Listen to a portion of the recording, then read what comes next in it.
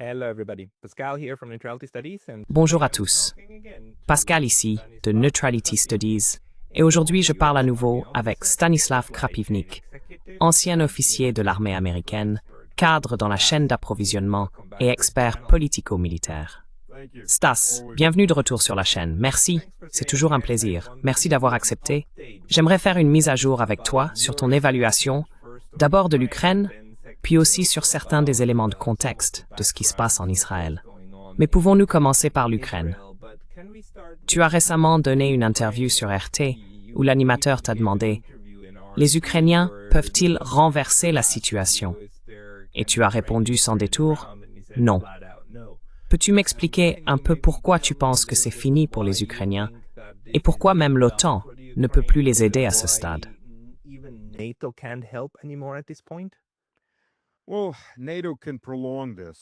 Eh bien, l'OTAN peut prolonger cela, et elle peut le faire de différentes manières. Avec des armes, dans une certaine mesure, elle peut prolonger le conflit.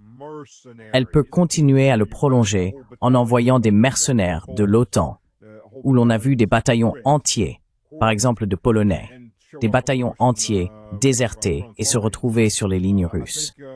Je pense que Karol Nawrocki, le nouveau président de la Pologne, s'est très vite éloigné de cette politique. Et maintenant, il se dispute avec les banderistes à propos de Bandera.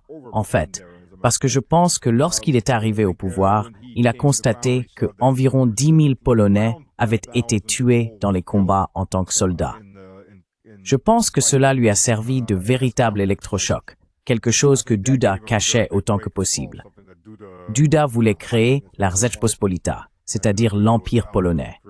Il s'agissait du troisième empire polonais. Il y a beaucoup d'autres membres de l'OTAN. J'ai moi-même été dans des zones de la ligne de front dès le 24 décembre 2022, où, de l'autre côté, il n'y avait pas d'Ukrainiens, il n'y avait que des Polonais. Mais cela n'est pas connu en Occident, et je n'ai aucun moyen de vérifier si ce que vous dites est vrai ou non. Quels indices avons-nous que cela se passe réellement?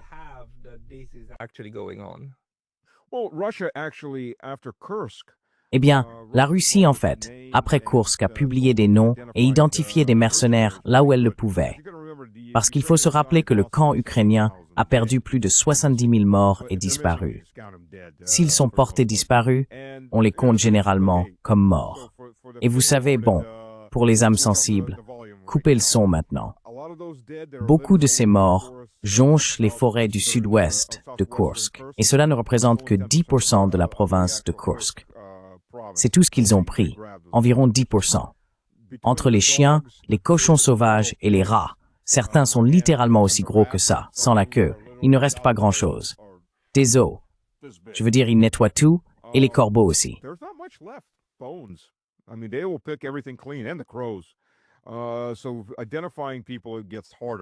Il devient évidemment plus difficile d'identifier les personnes. Mais l'armée russe a identifié, soit par des documents, soit principalement par des documents trouvés sur les corps, environ 2000 Polonais morts, environ 1200 Colombiens morts, et plus bas dans la liste, il y avait environ 1 millier de Géorgiens morts.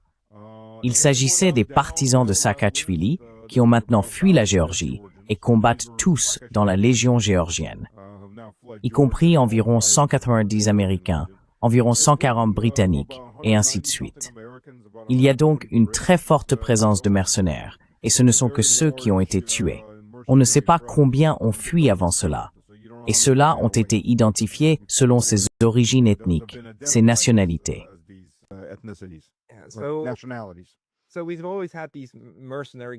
Nous avons toujours eu ces groupes de mercenaires, et il reste à déterminer dans quelle mesure ils étaient réellement envoyés par leur pays ou par l'OTAN. Ce sera aux historiens de le découvrir une fois que nous aurons les documents. Mais maintenant, cette semaine encore, on entend tout ce bruit autour des drones en Pologne, n'est-ce pas? Et à ce stade, encore une fois, je lis les médias traditionnels, et je n'ai aucun moyen de vérifier si ces choses sont réellement là, si cela a été inventé, s'il s'agit de drones intentionnellement envoyés comme le rapportent les médias occidentaux, ou si c'est dû à des brouillages, comme des dizaines de drones qui seraient entrés en Pologne. Que pensez-vous de cette histoire? What do you make out of this story? D'accord. Il y a donc plusieurs problèmes ici qui pourraient entrer en jeu. Tout d'abord, commençons par le fait qu'il s'agissait de drones de reconnaissance. Ils n'étaient pas équipés d'ogives. Ensuite, oui, il y a eu des drones qui ont atterri ou ont été abattus, environ 4. Il semble que l'un d'eux se soit écrasé tout seul et que 3 aient été abattus. Notons également que ces drones ont une portée d'environ 700 km, mais ils sont apparus à 1200 km de là. Ce que l'armée russe a dit essentiellement, c'est que le ministère russe de la Défense a appelé le ministère polonais de la Défense et a dit « Écoutez, parlons-en. Voulez-vous venir vérifier nos registres ?»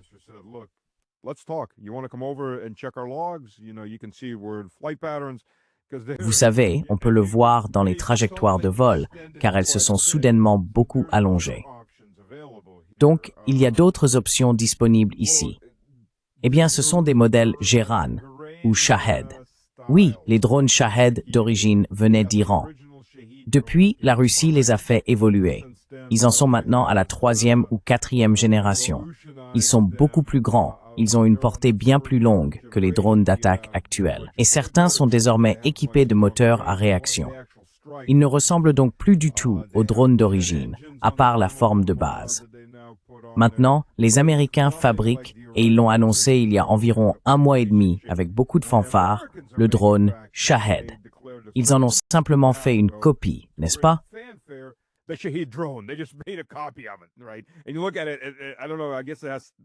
Et quand vous les regardez, je ne sais pas, je suppose qu'il y a quelque part un tampon fabriqué aux États-Unis.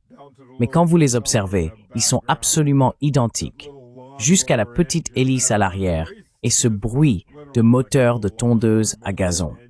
Parce que c'est littéralement comme un petit moteur de tondeuse ou de mobilette à l'intérieur. Donc ça pourrait être fabriqué en Amérique ou ça pourrait venir de n'importe où ailleurs.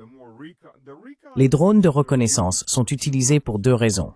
Ils ne servent pas vraiment à observer des zones ou à repérer des endroits. Ce sont d'autres drones qui sont utilisés pour la collecte d'informations. Les drones de reconnaissance, eux, volent et attirent le feu sur eux-mêmes, n'est-ce pas? Ce sont les consommables.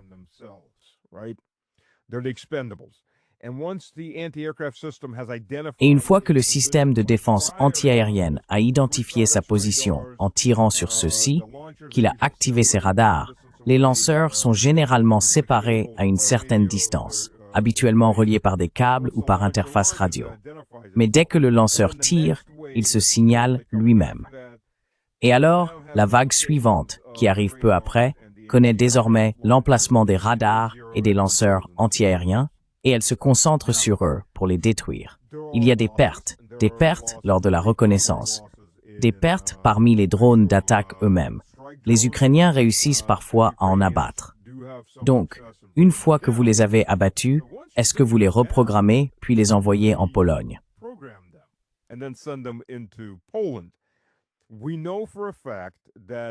Nous savons avec certitude que le missile qui a frappé et tué 2 Polonais était ukrainien. En fait, Duda, maintenant qu'il n'est plus au pouvoir, l'a admis à un journaliste et a dit « Oui, nous savons que l'Ukraine essaie de nous entraîner dans cette guerre, non seulement de manière officieuse, en tant que mercenaires, mais aussi pour que l'armée polonaise soit pleinement engagée dans ce conflit. Nous savons que l'Ukraine a envoyé ce missile et a frappé la Pologne, tout en essayant de faire passer cela pour un missile russe. Nous n'avons tout simplement pas réagi, mais nous savions qu'ils tentaient de nous impliquer. Donc maintenant, c'est à un niveau officiel que l'Ukraine a essayé cela. Sont-ils en train de recommencer?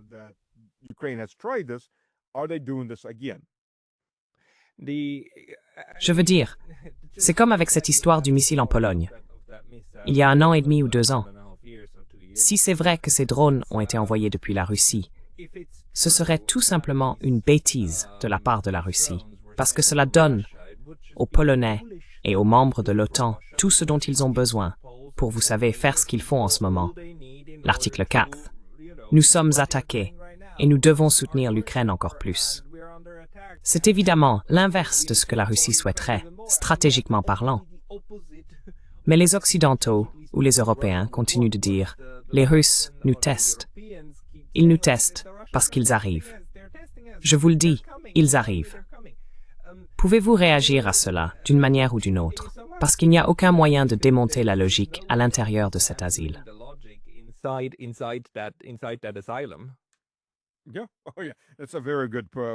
Oui. Oh oui. C'est une très bonne façon de le dire. Et à l'intérieur de cet asile, il y a une chambre d'écho. Et tous les psychopathes sont assis dans cette chambre d'écho. Et tout ce qu'ils entendent, ce sont leurs propres pensées qui leur reviennent. Oui, d'accord.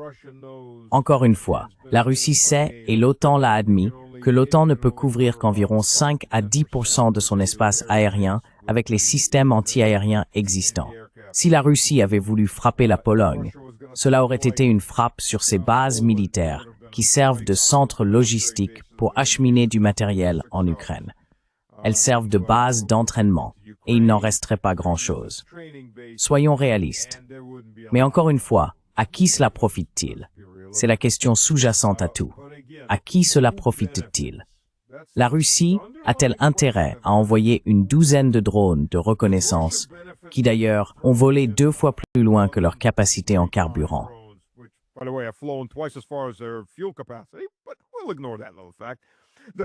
Mais nous allons ignorer ce petit détail.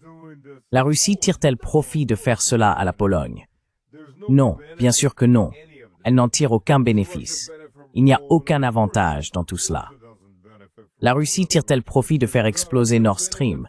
Bien sûr que non. Elle ne tire aucun bénéfice de faire exploser Nord Stream. La Russie tire-t-elle profit de presque tout ce dont on l'accuse? Non, elle ne tire aucun avantage de tout cela. Qui en profite alors? Eh bien, les véritables bénéficiaires sont Tusk, qui est l'une de ces créatures, a été le premier à battre le tambour. Nous allons faire la guerre. Nous allons faire la guerre. Nous allons y aller. Et Sikorsky, autrement appelé Monsieur Applebaum, dont le fils est dans l'armée américaine. Réfléchissez à cela. Le ministre polonais des Affaires étrangères n'est pas seulement marié à une Américaine, une néoconservatrice en vue, mais son fils sert dans l'armée américaine. Je ne le savais même pas. Oui, la plupart des gens ne le savent pas. Ils ne le mettent pas en avant. Et on connaît Applebaum et sa femme, mais pas... Ah oui. Quoi qu'il en soit, j'ai appris cela grâce à un bon ami à moi qui est docteur en histoire. Il est très polonais, a vécu au Canada et vit de nouveau en Pologne. Et il m'a dit oui, parlons un peu de tout ce système. Donc, bien sûr, la Russie n'en tire aucun bénéfice. Mais certains partis, eux, en profitent. Quoi qu'il en soit, cela continue et s'éternise. Cette arrogance européenne intérieure du genre « nous faisons quelque chose, alors qu'en réalité, tout ce que vous faites, c'est prolonger la souffrance et faire durer encore plus ce conflit. À votre avis, comment la Russie interprète-t-elle toutes ces absurdités, comme les discussions internes des Européens, alors que les Russes ont clairement indiqué qu'ils avaient une aide avec les Américains, n'est-ce pas? The Russians signaled that they do have a serious interest in talking to the Americans, right? Eh bien, vous savez, ce que vous venez de dire correspond exactement à la façon dont la Russie perçoit la situation. Le but ici est d'affaiblir la Russie jusqu'au dernier Ukrainien, littéralement. Le gouvernement en Ukraine, croyez-moi, même s'il n'y avait pas de conflit, aucune de ces personnes n'a jamais eu l'intention de mourir de vieillesse en Ukraine. Leur objectif est de voler tout ce qu'ils peuvent et de s'enfuir. Yamatov en est un excellent exemple. Il a été ministre de la Défense pendant 1 an. Durant cette période, il a réussi à détourner environ 100 millions de dollars, ce qui est peu comparé à beaucoup d'autres. Acheter plusieurs propriétés aux États-Unis. Et toute sa famille vit aux États-Unis depuis 2016, y compris sa femme et ses enfants. Et chacun possède une petite propriété au nom d'une société différente. Et ils changent de propriétaire pour qu'il soit difficile de savoir qui est qui.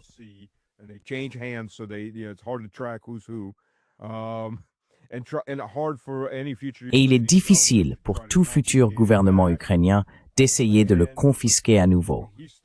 Mais il est resté en Ukraine pour gagner de l'argent. Et c'est ce que font tous ces types. Zelensky en est un autre exemple parfait.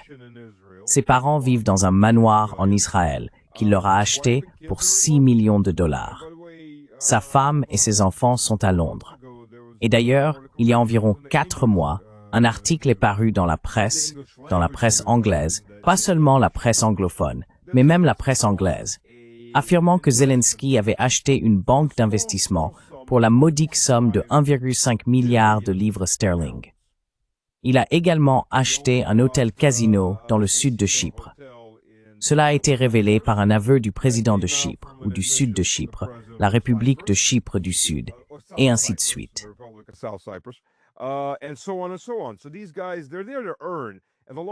Alors ces types, ils sont là pour gagner de l'argent. Et plus ce conflit dure, plus ils gagnent. Et puis pour Zelensky aussi, il a un problème. Il va probablement finir température ambiante dès que ce conflit sera terminé. Parce que ses maîtres, les Américains et les Britanniques, ne vont pas laisser un type comme Zelensky se promener à bavarder et à parler à tort et à travers, alors qu'il en sait beaucoup trop. Il était au centre de tout ça, et ça va devenir très embarrassant pour eux s'il dit quelque chose qu'il ne devrait pas dire, ou, Dieu nous en préserve, s'il tombe entre les mains des Russes et finit par vraiment tout révéler. Les gens comme ça, ils ne restent pas en vie très longtemps. Ils deviennent température ambiante.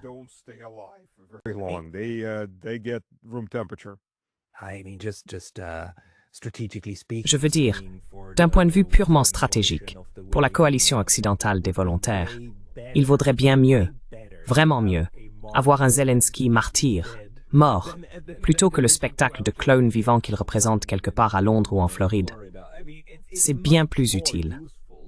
Donc, quelle que soit la façon dont on l'envisage, la vie de Zelensky est sérieusement menacée, ce qui me fait me demander s'il n'a pas en réalité une motivation à laquelle nous n'avons pas pensé auparavant pour essayer de trouver un accord qui lui permettrait de mettre fin à tout cela. J'en doute. C'est juste l'optimiste en moi qui se demande s'il existe quelque chose qui pourrait changer la donne pour l'Ukraine, à l'intérieur même du pays.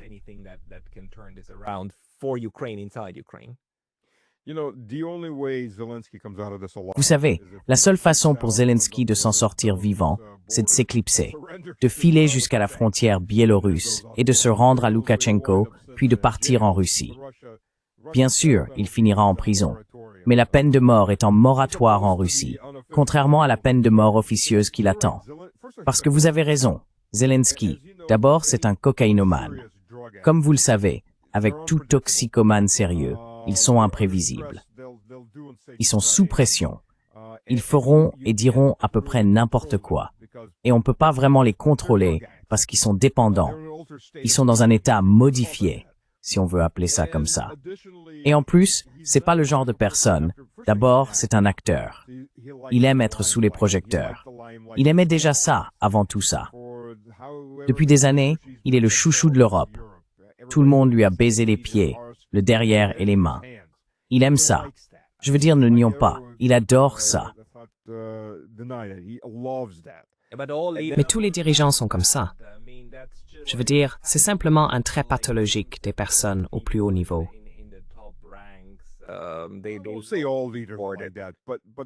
Ne dis pas que tous les dirigeants sont comme ça, mais la majorité l'est probablement. La majorité.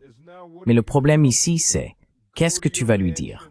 Va dans ta villa à Miami, disparaît, vit paisiblement et ne sort plus. Il va pas faire ça. Tout le monde le sait. Il le fera peut-être pendant un certain temps, mais l'envie sera toujours là. L'envie sera toujours présente. Il veut être sous les projecteurs. Et comment rester sous les projecteurs quand on est un ancien chef d'État, surtout dans ce cas? On commence à parler.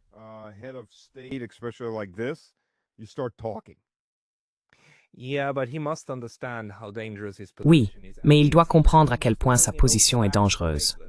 Et nous avons vu, je veux dire pour revenir à certains des événements récents, nous avons vu des Ukrainiens en Espagne, des personnes de rang moyen à élevé dans la structure officielle, être assassinées dans la rue, n'est-ce pas? Donc, les luttes internes au sein de ce groupe de pilleurs continuent, n'est-ce pas? Avez-vous une idée de ce à quoi pourrait ressembler la lutte de pouvoir? la rivalité pour le pouvoir au sein du système ukrainien.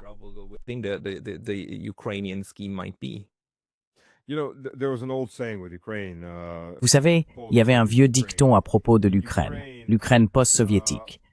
En Ukraine, d'abord, on fait de l'argent, puis on devient politicien. Ça c'est l'Occident. En Ukraine, d'abord, on devient politicien, puis on fait de l'argent. Donc, ils vont tous en politique. Il n'y a pas d'honnête. Enfin, je ne dirais pas aucun, car c'est jamais 100%. Mais immense majorité des politiciens ukrainiens, peu importe leur parti, n'ont jamais été des intermédiaires honnêtes. D'accord. Et bon, si un politicien vole un peu, ou prend un peu, tant qu'il travaille pour le peuple lui pardonne beaucoup.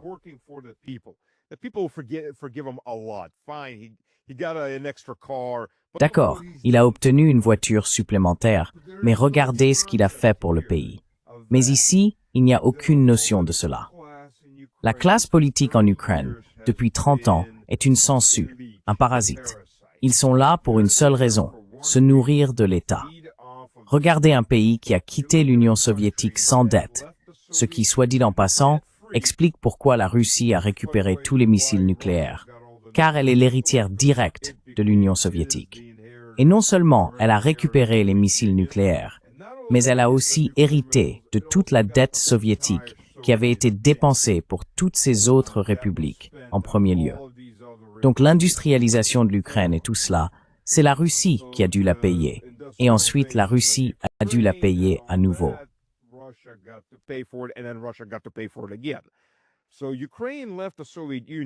Donc l'Ukraine a quitté l'Union soviétique. D'ailleurs, on n'en parle pas beaucoup.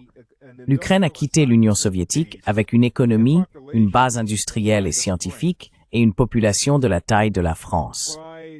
À la fin des années 2010, début des années 2000, juste avant le conflit, je me souviens que quelqu'un avait comparé l'Ukraine à l'Ouganda en termes de pauvreté. Et le président ougandais avait été très insulté et avait déclaré publiquement « Nous ne sommes pas aussi pauvres que ces gens-là. Nous vivons bien mieux que les Ukrainiens. » Ce qui, franchement, pose la question. Combien faut-il voler sans arrêt pour passer du niveau de la France à celui des pays les plus pauvres d'Afrique en moins de 30 ans? Oui.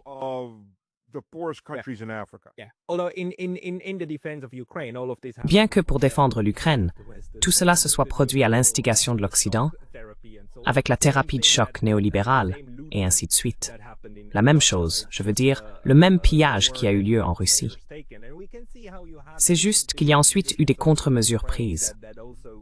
Vous avez différents dirigeants en Ukraine qui en fait favorisaient ou collaboraient avec cela. Et la question est alors, aviez-vous des dirigeants plus neutres, comme Yanukovych, ou plus alignés sur l'Occident, comme, comment s'appelait-elle, Timoshenko? Et quand on se demande quel type d'acteurs du pouvoir sont en place lorsque Timoshenko est là, il faut aussi se souvenir.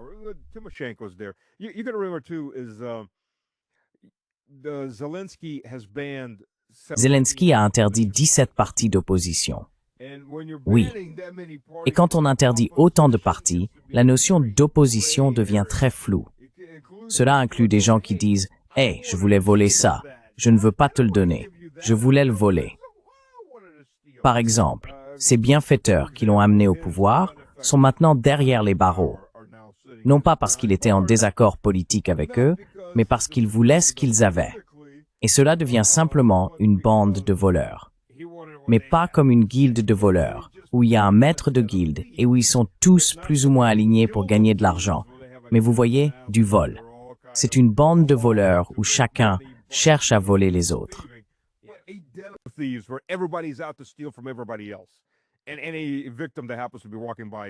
Et toute victime qui se trouve à passer par là aussi, tant qu'à faire.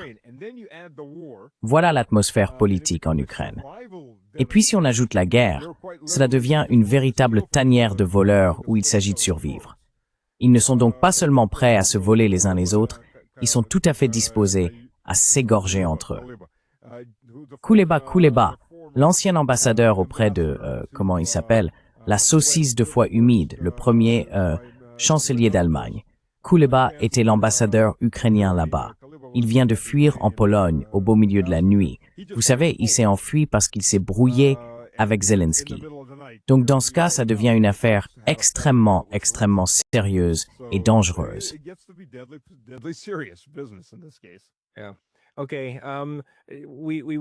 D'accord. Il nous faudrait beaucoup plus de minutes, d'heures pour analyser tout cela, car le niveau d'intrigue politique ne fait qu'augmenter. Et nous n'avons même pas encore parlé de l'armée, ni de Zaloujny, ni de... Comment s'appelle-t-il à Londres? Je veux dire, il y a encore plus à dire. Zaloujny est celui à Londres. Non, Zaloujny est celui... Non, Zaloujny est celui-là. Syrski est celui qui commande.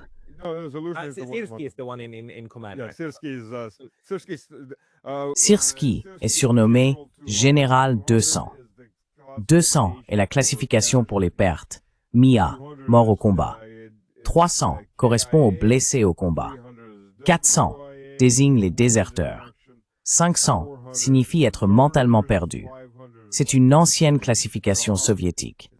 Son surnom de Général 200 vient donc du fait qu'il provoque beaucoup de morts dans ses propres rangs.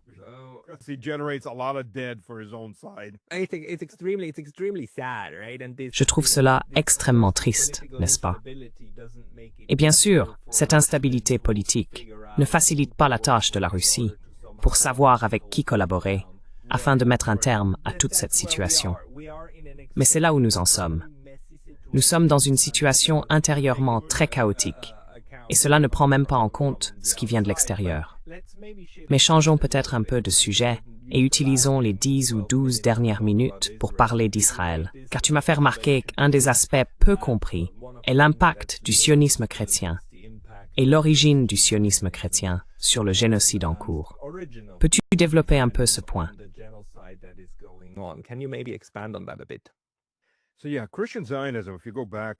Alors oui, le sionisme chrétien, si on remonte dans le temps et qu'on l'examine, commençons par ceci. Le sionisme chrétien est une hérésie.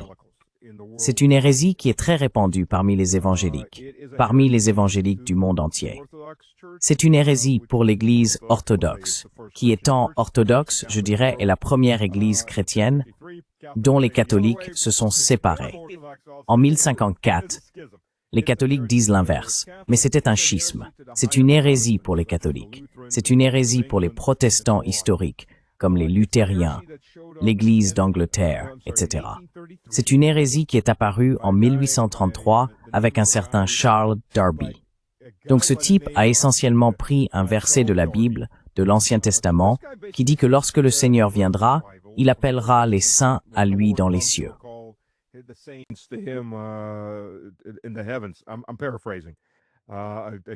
Je paraphrase, j'aurais dû vraiment mémoriser l'expression exacte. Mais il a construit cette théologie selon laquelle le Seigneur viendra 2 fois. Donc il y aura une seconde venue et une troisième venue. Ou peut-être une seconde venue et une seconde venue 2.1. La première venue, c'est quand le Seigneur vient et que tous ces saints, qui, selon cette théologie, se trouvent être les évangéliques, vont simplement se téléporter ailleurs. Ils ne vont pas mourir. Ils vont se téléporter ailleurs. Et c'est tout. Ensuite, tous les autres vont rester sur terre parce qu'ils sont tous damnés. Et ils finiront par se manger entre eux et s'entretuer. Et parfois, selon à qui vous demandez, entre 7 et 1000 ans plus tard, le Christ reviendra pour les juger tous. Donc, ils se téléportent ailleurs. L'enfer sur Terre. Le fait de disparaître soudainement, d'ailleurs, c'est même le scénario du film Left Behind, je crois. Oui. Cela fait partie de la théologie, et ce film l'a effectivement repris. Mais enfin, je vous rends la parole.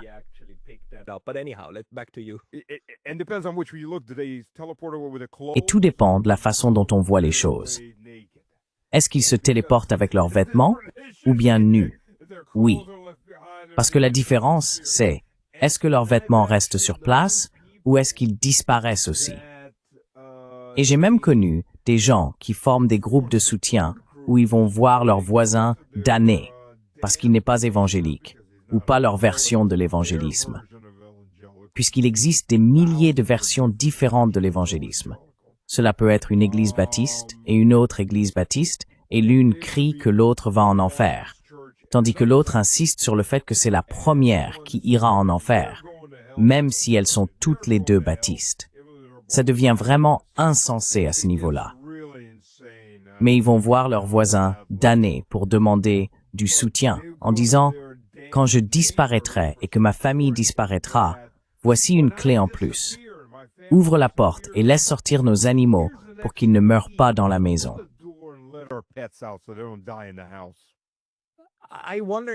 Je me demande, est-ce que... Enfin, j'en ai aucune idée. Je me demande si ces personnes existent vraiment. Je veux dire, c'est ça l'idée, elles peuvent être là, mais je me demande, oh non, non, non. Ces personnes existent. J'ai grandi dans le sud. Il y en a beaucoup là-bas. Ils sont très, très, très réels. Donc, ils ont besoin de la fin du monde. C'est un culte de la mort qui a peur de mourir. Ça fait partie de l'idéologie. C'est comme la fin approche, et nous sommes très proches de la fin, tellement proches que je dois donner une clé à mon fichu voisin pour qu'il puisse arroser les plantes. Oui, oui. Et ce sont ces chrétiens évangéliques qui soutiennent alors l'idée sioniste, parce qu'en fait, il faut... Oui.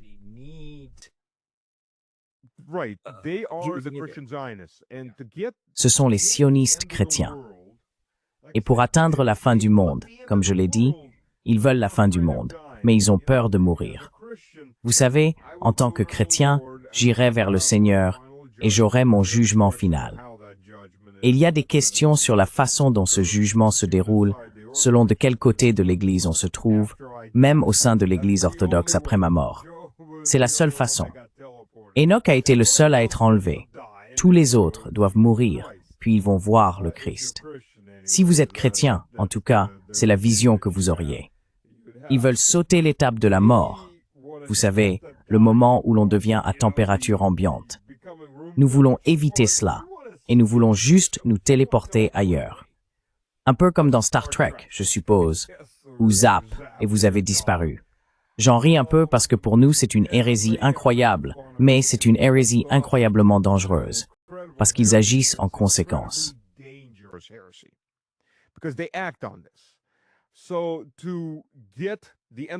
Donc, pour arriver à la fin du monde, il faut avoir l'Armageddon. Pour avoir l'Armageddon, il faut le troisième temple. Pour avoir le troisième temple, il faut un Israël ethniquement et religieusement pur, ou le Grand Israël. Les Israéliens veulent le Grand Israël. Je ne suis pas tout à fait sûr de l'importance que les évangéliques accordent au Grand Israël tant qu'il y a un Israël avec un troisième temple. Mais cela signifie qu'il doit s'agir d'un Israël orthodoxe, pas ultra-orthodoxe, mais essentiellement orthodoxe, avec uniquement des Juifs, personne d'autre, et aucune autre forme de judaïsme. Et ils soutiennent cela. Que penses-tu que deviendrait tes Haredim dans tout cela? Et puis, en plus, il y a ce courant, le dispensationalisme, où ils interprètent mal ce que dit la Bible. Tu vois, pour les chrétiens, depuis le début de l'Église, il faut passer par un peu de théologie. Désolé. J'ai toujours aimé la théologie. Je n'y crois pas, mais je l'aime. C'est très bien construit. C'est ça. Eh bien, le point de départ de cette théologie, c'est que les véritables Juifs sont ceux qui ont suivi le Christ. Commençons par là. Donc, quand ils parlent des véritables Juifs, ils veulent dire les chrétiens. A, B. Lorsqu'ils parlent de Jérusalem, et c'est ainsi depuis la fondation de l'Église, ils ne parlent pas de la Jérusalem physique. Ils parlent de la Jérusalem spirituelle, qui est le royaume du Christ. Le royaume du Christ est le royaume dans les cieux, le royaume spirituel. Comme il l'a dit lorsque Ponce Pilate l'interrogeait, « Es-tu le roi? Es-tu le roi d'Israël ?» Il a répondu, « Mon royaume est dans les cieux. »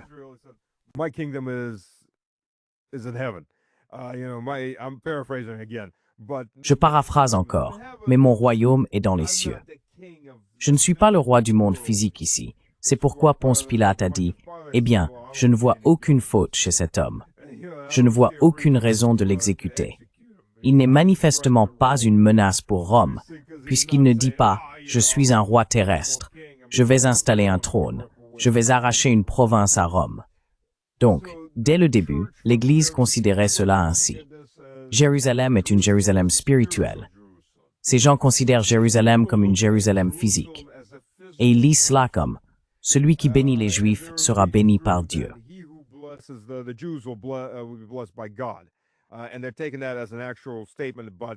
Et ils prennent cela comme une déclaration réelle. Mais en ce qui concerne les personnes qu'on appelle aujourd'hui les Juifs, que ce soit sur le plan ethnique, la pureté du sang, peu importe. Je ne vais pas entrer dans ce débat. C'est un tout autre sujet, et ce n'est pas quelque chose dans lequel je vais m'impliquer.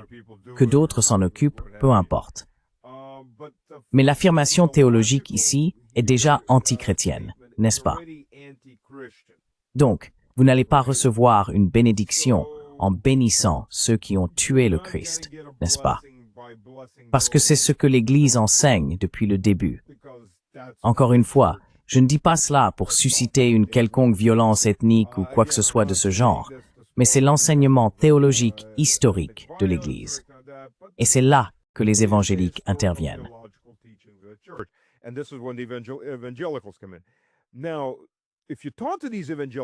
Maintenant, si vous parlez à ces évangéliques, ce n'est pas qu'ils aiment soudainement les Juifs, car ils vous diront l'une de ces deux choses. Soit ils se convertiront tout le dernier jour, soit ils iront tous en enfer de toute façon. Nous avons juste besoin d'eux pour relancer le temple, le troisième temple, et l'Armageddon. Nous avons juste besoin de la fin du monde. Et vous regardez ces gens en vous disant « Waouh, vous êtes vraiment fous ». Il existe des ministères appelés ministères de la fin des temps qui organisent des voyages touristiques. Vous pouvez les chercher sur YouTube. Il y a plein de leurs vidéos sur YouTube. Et ces pasteurs se tiennent avec leur groupe de touristes évangéliques en disant « Et c'est ici que les armées chinoises et russes de l'Antéchrist vont descendre. »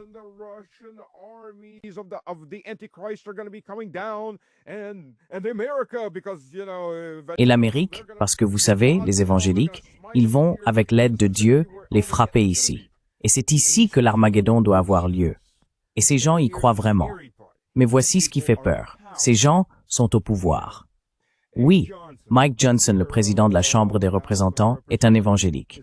Hagee est un évangélique.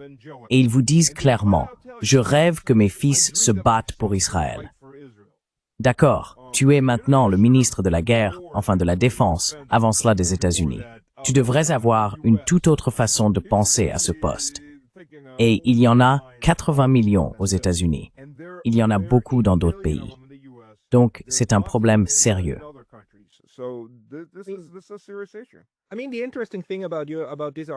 Ce qui est intéressant dans cet argument concernant l'influence, celle des évangéliques motivés idéologiquement ou religieusement, et leur répartition également dans la société américaine et l'appareil politique, c'est que cela signifierait que l'on n'a même pas besoin du lobby pro-israélien pour expliquer la force de ce lien indéfectible.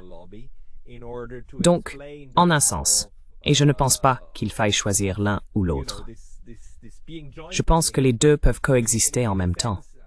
Mais cela constitue une seconde explication à la façon dont les États-Unis agissent vis-à-vis d'Israël. Une façon que l'on n'a tout simplement jamais vue auparavant dans les relations internationales. Je n'arrive pas à trouver d'exemple, peut-être à part la Suisse et le Liechtenstein, de deux nations souveraines aussi étroitement liées l'une à l'autre que enfin voilà.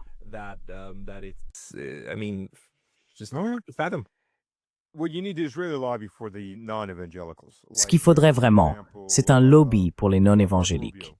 Par exemple, Marco Rubio, ou, oh, bon sang, pourquoi est-ce que je n'arrive jamais à me souvenir des noms quand j'en ai vraiment besoin? Rubio, le secrétaire d'État.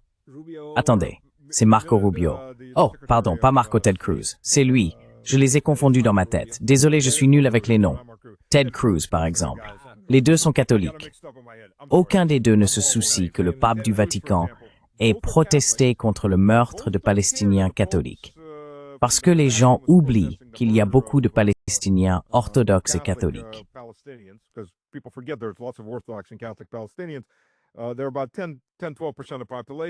Il y a environ 10 ou 12% de la population qui sont des chrétiens orthodoxes et catholiques. Au Liban, ils représentent environ 30 et quelques % de la population. Et en Syrie, il y avait beaucoup de chrétiens orthodoxes. Les évangéliques ne les considèrent pas comme des chrétiens. Ils ne considèrent pas les chrétiens orthodoxes et catholiques comme des chrétiens. Pour eux, ce sont des hérétiques, même s'ils sont issus de l'Église d'origine. Donc, quand ils se font tuer, eh bien, ce n'est pas vraiment un sujet d'inquiétude. Et j'ai demandé à des personnes évangéliques que je connais. Vous savez qu'il y a des églises chrétiennes qui explosent. Ce ne sont pas de vraies églises. À ce stade, il est difficile d'argumenter.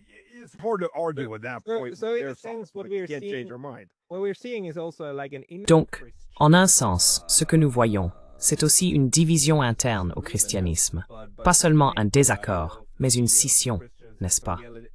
Les évangéliques chrétiens contre des personnes comme, disons, c'est à mon tour pour les noms, Tucker Carlson, bien sûr, qui a une compréhension complètement différente du christianisme et souhaiterait que le groupe chrétien reste uni, quelle que soit la dénomination.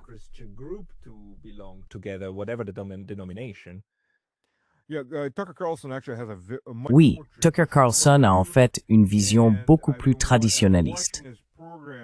Et j'ai regardé ses émissions, ça évolue, je dirais, vers la vision orthodoxe du christianisme. C'est un processus lent. Il y a en réalité pas mal d'évangéliques et d'autres protestants. Des églises entières se sont converties à l'orthodoxie, généralement parce que les prêtres commencent à s'y intéresser. Ils veulent tous savoir être comme l'église originelle. Eh bien, quand on commence à regarder cela historiquement, l'église originelle n'a pas disparu. Je parle encore une fois du point de vue orthodoxe. Les catholiques ont une vision un peu différente à ce sujet. Je comprends, mais du point de vue orthodoxe, vous savez, l'ancienne Église n'a jamais disparu.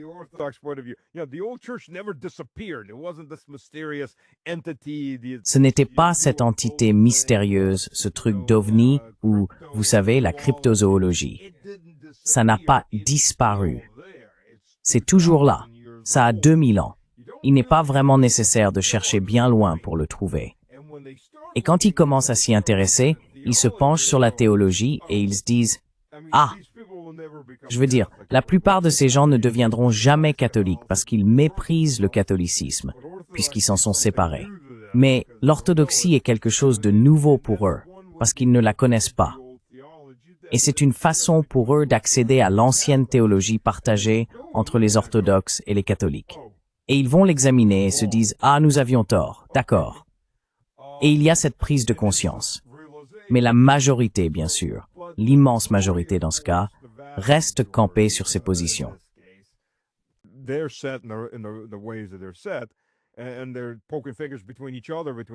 ils se rejettent mutuellement la faute entre ces différentes dénominations évangéliques. Qui ira en enfer? Qui n'ira pas en enfer? Dieu est le seul à décider, au bout du compte, qui ira en enfer et qui n'ira pas en enfer. Pas un prédicateur, pas un laïc, si on va dans cette direction. Exactement. Mais cela influence directement leur politique, et c'est là que ça devient inquiétant. Maintenant, Marco Rubio. Il existe un site web aux États-Unis qui suit à quel point l'AIPAC a favorisé certains politiciens. Rubio en était à 1,5 million, Cruz à 2 millions. Alors on se demande, vous savez pourquoi, en tant que catholique, il se moque complètement de ce que dit le pape? Se pourrait-il autre chose influence leurs décisions, comme leur compte en banque?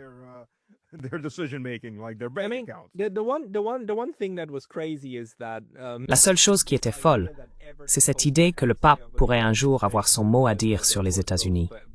Et cela, bien sûr, remonte à Kennedy. Mais cela n'a jamais été le cas, n'est-ce pas? Je veux dire, le pape n'a jamais eu l'oreille du président américain. C'est même plutôt l'inverse. Le pape écoute et essaye d'interagir avec le président d'une manière ou d'une autre. Donc, pour conclure, ce à quoi vous nous sensibilisez, c'est à l'impact sous-estimé des évangéliques chrétiens et du sionisme chrétien sur tout ce processus qui, à l'autre bout, aboutit à un génocide en Palestine.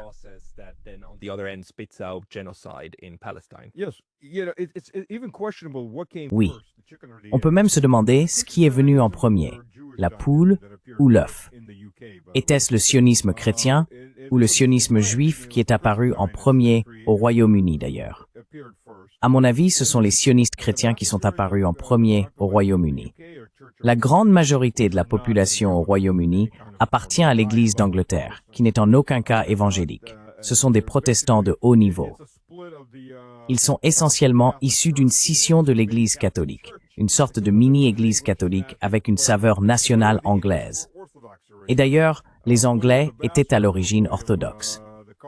Guillaume le Bâtard, ou Guillaume le Conquérant si vous préférez, a vaincu Harold à la bataille d'Hastings. Harold est mort, ses 2 fils sont morts, son frère est mort, son neveu est mort.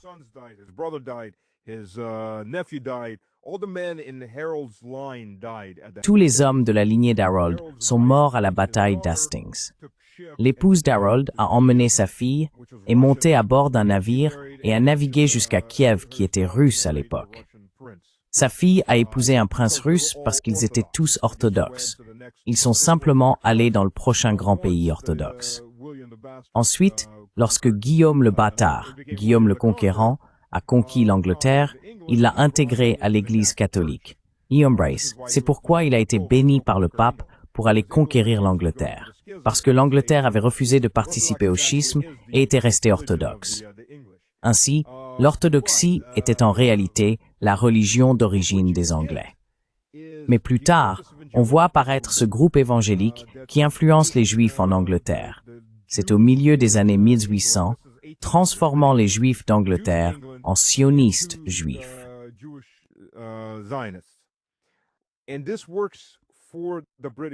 Et cela fonctionne pour les élites britanniques, parce que premièrement, elles se débarrassent des Juifs. Ils peuvent tous immigrer en Israël. Et pour elles, c'est un avantage. Deuxièmement, ces Juifs qui immigrent en Terre Sainte sont britanniques, car culturellement, ils sont britanniques. Il subsiste peut-être une différence religieuse, mais culturellement, ils sont britanniques. Donc en gros, ils créent une colonie en Terre Sainte, qui fait alors partie de l'Empire ottoman. À plus long terme, on va arracher une bonne partie de l'Empire ottoman aux Ottomans. On va établir un avant-poste de l'Empire britannique au Moyen-Orient, là où nous n'avions rien auparavant. Donc c'est gagnant-gagnant.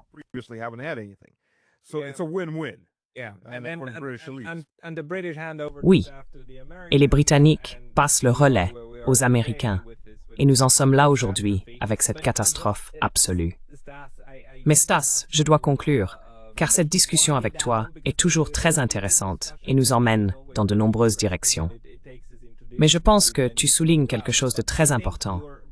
Les évangéliques chrétiens et leur impact sur le processus politique qui engendre cela. Les personnes qui souhaitent te suivre devraient aller sur ta chaîne YouTube, je suppose. Ou bien, où voudrais-tu qu'elles aillent?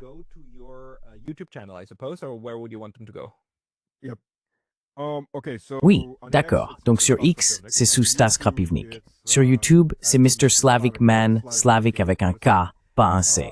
J'ai aussi 2 chaînes sur Telegram. La chaîne en anglais s'appelle Stas Was There, la chaîne en russe s'appelle Stas Segodnia Obrotno. Je mettrai les liens dans la description ci-dessous et tout le monde devrait découvrir le travail de Stas ainsi que ses analyses politiques. Cela vaut la peine d'être suivi. Donc Stas, merci beaucoup pour votre temps aujourd'hui. Pascal, c'est toujours un plaisir. Merci beaucoup.